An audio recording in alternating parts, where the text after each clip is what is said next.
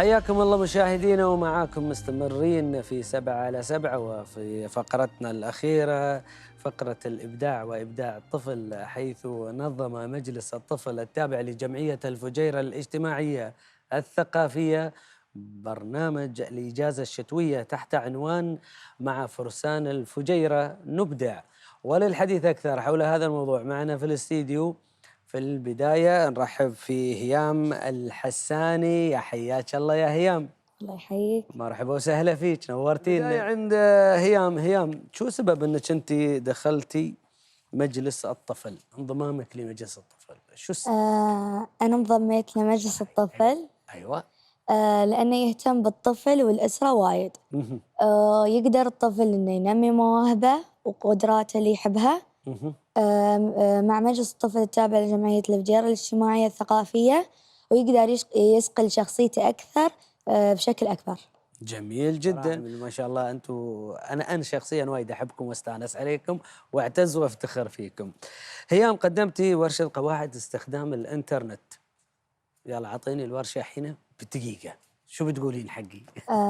الورشة كانت جدا بسيطة، لأنها تخاطب فئة الأطفال بشكل خاص. ف سويت الورشة وطرقنا ل3 محاور. جميل. المحور الأول شو تعريف الإنترنت، شو هو الإنترنت. ثاني محور شو هي مخاطر الإنترنت على الأطفال.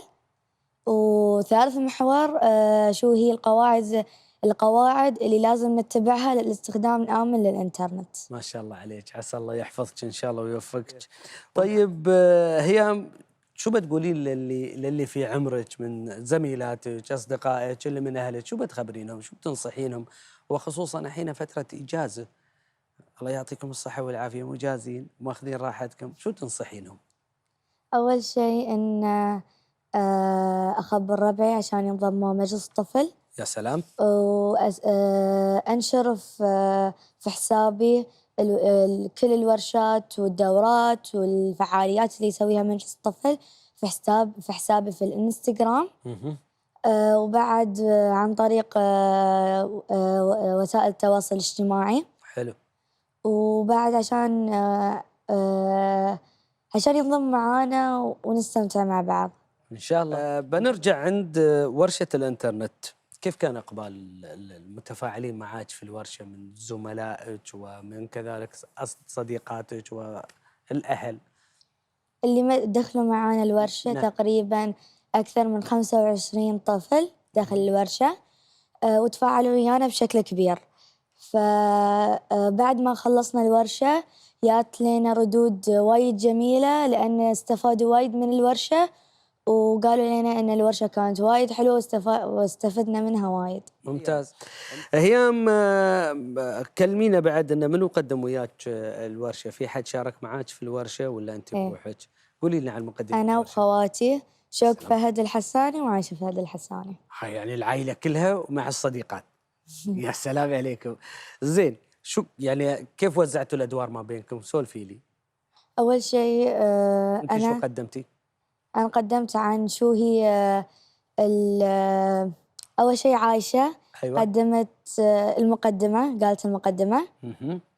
شوق قالت شو هي مخاطر الإنترنت على الأطفال. يا سلام. وأنا قلت شو هي القواعد اللي لازم نتبعها للاستخدام الآمن للإنترنت. جميل جدا، جميل. ويعني سويتوا تيم حلو في التقديم وكذا، وكل واحدة قدمت ورقة، يعني شيء راقي ما شاء الله عليكم، الله يحفظكم ويسعدكم يا رب. بنرجع عند هيام، وهيام بعد بسألك برأيك. هيام، أنت تكلمتي عن مخاطر الإنترنت على الطفل.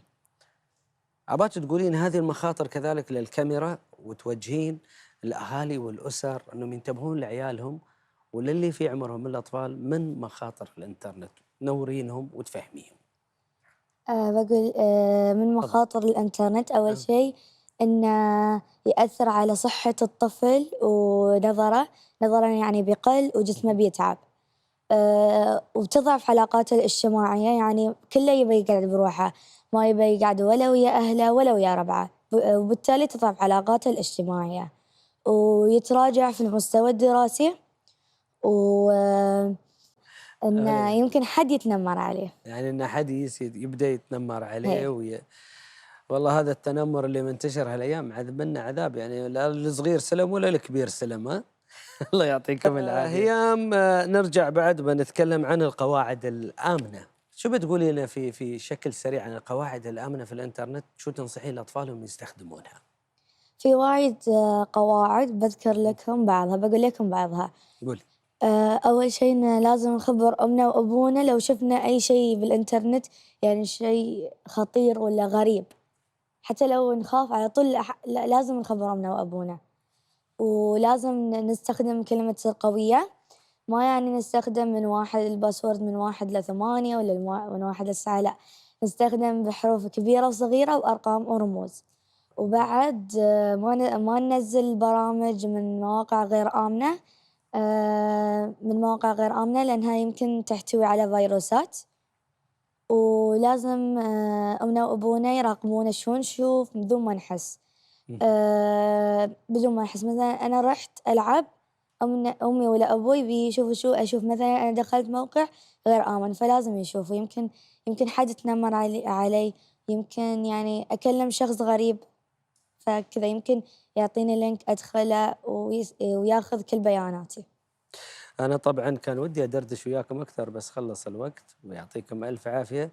المبدعة المتألقة هيام الحساني، شكرا لك ويعطيك ألف عافية.